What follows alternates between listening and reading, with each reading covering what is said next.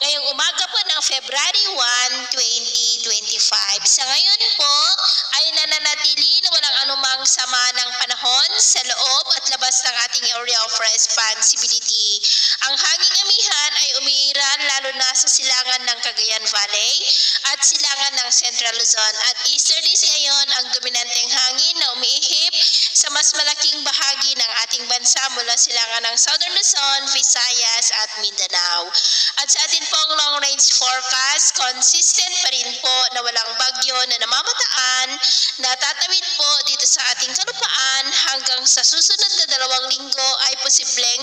storm free po tayo. Pero hindi pa rin inaalis ang posibilidad na may mabuong banta ng sama ng panahon sa susunod na mga araw, lalo na sa silangan ng Mindanao. At sa lagay ng ating panahon,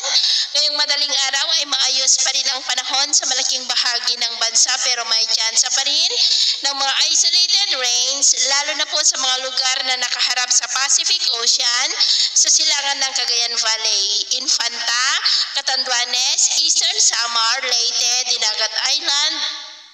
Surigao del Sur at Holosulu. At mamaya po ay sisikat ang araw sa malaking bahagi ng bansa pero may tsansa pa rin ng mga cloudy skies with isolated rains, lalo na po sa mga lugar pa rin na nakaharap sa Pacific Ocean sa silangan ng Cagayan Valley, maging sa may Polillo Island, Catanduanes, Eastern Samar, Leyte, Dinagat Island, Surigao del Sur, Holosulu at Tawi-Tawi. At mamayang hapon,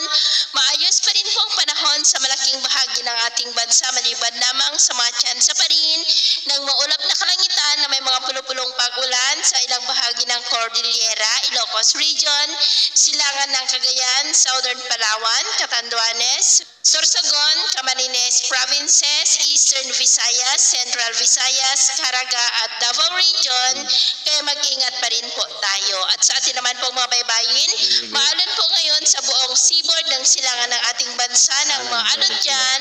ay posible po na aabot hanggang sa 1 to 3 meters high. Kaya hanggat maaari po, ay iwasan na muna natin ang papalaot dyan sa mga may kulay pula para mas makaiwas sa mga sakunang pang